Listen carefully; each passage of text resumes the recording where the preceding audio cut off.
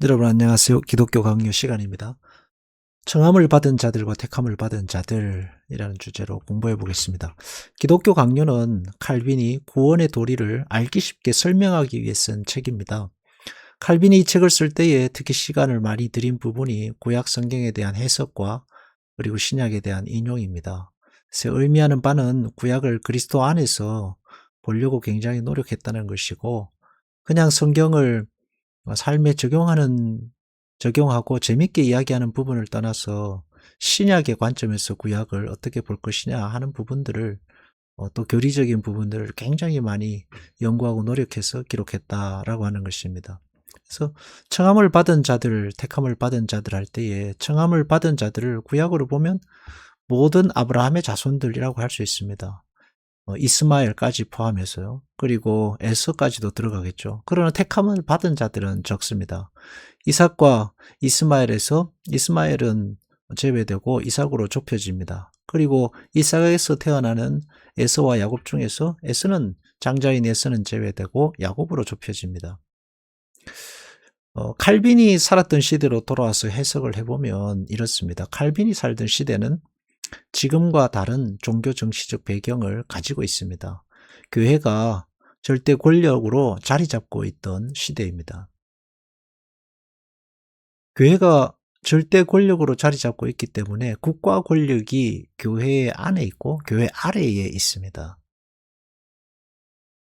그래서 교회는 교회와 신앙은 모든 정치, 경제, 권력의 관문이 되는 거죠. 교회를 통하지 않고는 권력으로 갈 수가 없습니다. 성공하기 위해서는 교회를 통과해야 하고 정치에 나가기 위해서도 교회를 통과해야 합니다. 그러니까 사람들은 교회 나오라고 하지 않아도 교회에 옵니다. 왜? 성공하고 정치, 경제, 권력을 통해서 뭔가를 얻고자 하는 사람들은 제발로 나오게 되어 있습니다. 지금과는 정반대의 상황입니다. 그런 배경을 가지고 이제 이해를 하면은 예수님의 시대도 마찬가지라고 할 수 있습니다. 바리새인과 서기관 제사장들이 유대 나라를 통치하고 있었습니다.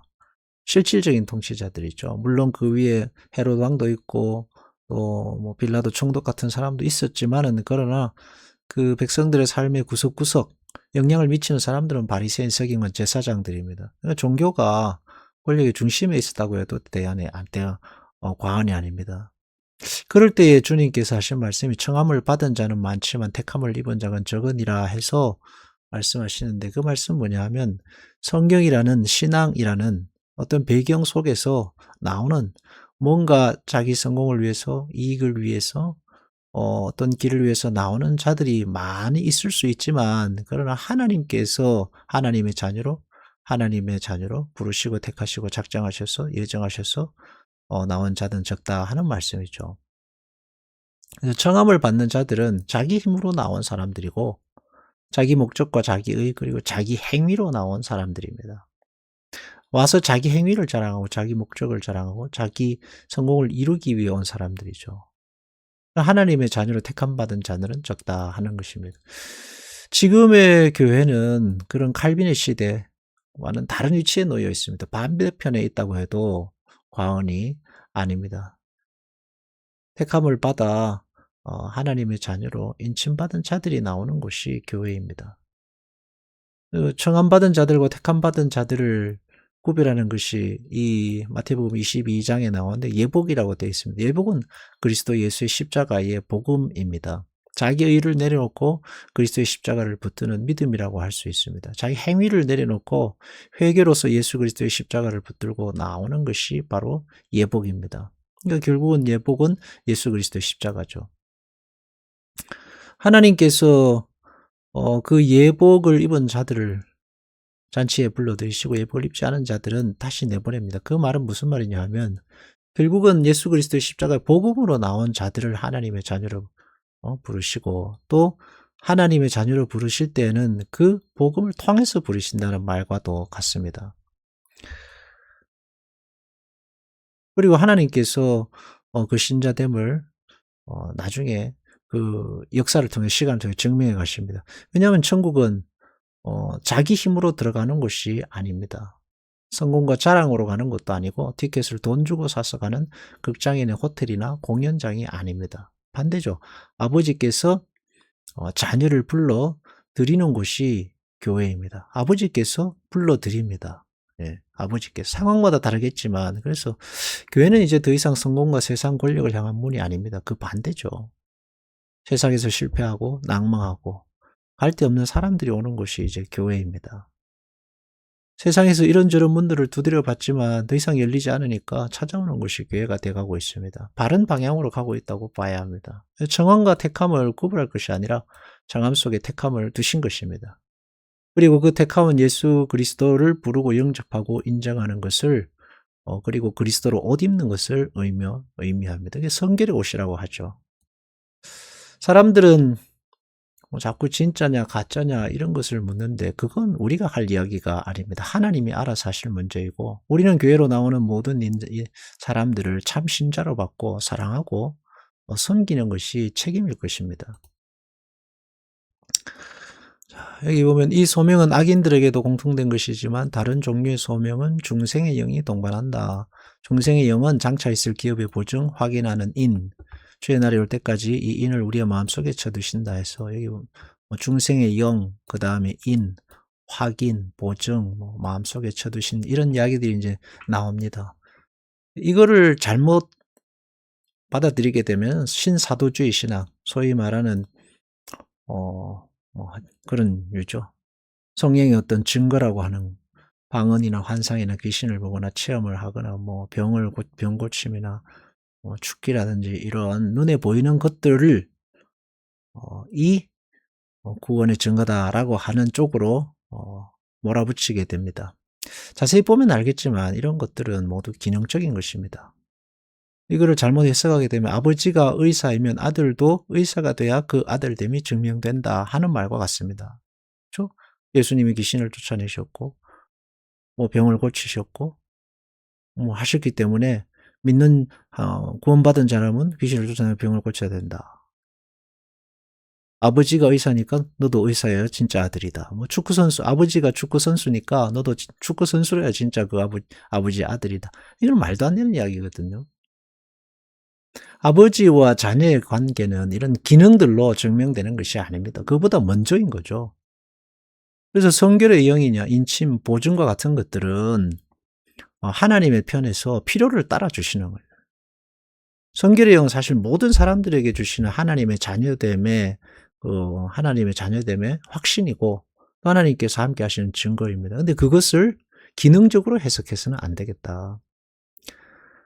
내가 만들어내는 것들이 아닙니다. 욥을 보면 하나님이 그 욥의 믿음을 증명하실 때에 욥에게 증명하라고 하시지 않아요. 하나님이 나중에 사실은 증명합니다. 다윗이 하나님의 것이라는 것을 하나님이 증명하십니다. 물론 다윗도 열심히 신앙생활하고 욥도 열심히 신앙생활하지만 그러나 결정적인 순간은 모두 다 하나님이 만들어내십니다. 이런 것들이 그리스도의 복음 안에 두신 약속입니다.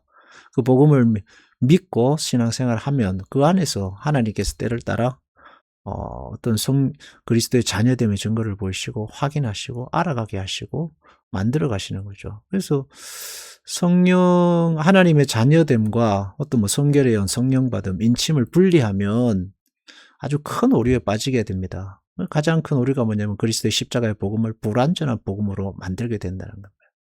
구원의 복음과 이 성령 받음을 분리하게 하면은 굉장히 큰 오류에 빠집니다. 그래서 구원은 우리가 복음으로 하나님의 자녀됨으로 예수 그리스도의 십자가 앞에서 우리가 회개하고 죄인 된 것을 고백함으로 받습니다. 귀신을 내쫓고 병을 고쳐서 받는 게 아니죠. 예수님께서 하시는 말씀이 뭐냐면 내 이름으로 귀신을 내쫓고 병을 고치고 한다고 너희가 하나님의 자녀된 그런 걸 자랑하지 마라. 그런 건 아무것도 아니다라고 하시거든요. 결국은 하나님의 자녀로서의 숨길 수 없는 자기 안에 어떤 생명의 증거를 가지고 작은 일들, 사랑하고 용서하고 인내하고 밥을 같이 먹고 가정에서 같이 살고 직장생활을 하면서 아무리 내가 하나님의 자녀인 것을 거부하려고 해도 거부되지 않는 어떤 자기 양심에 빛을 따라서 살아가는 그런 것을 예수님께서는 진정한 삶의 진정한 자녀됨의 증거로서 말씀하고 계신단 말입니다.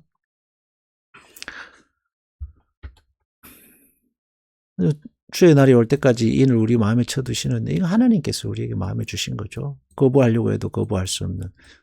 이익이 생기지 않아도 내게 오히려 손해가 와도 내가 하나님의 자녀된 것을 거부할 수 없잖아요. 거부할 수 없는 그런 게 그 안에서 살아 움직인다 하는 뜻이죠.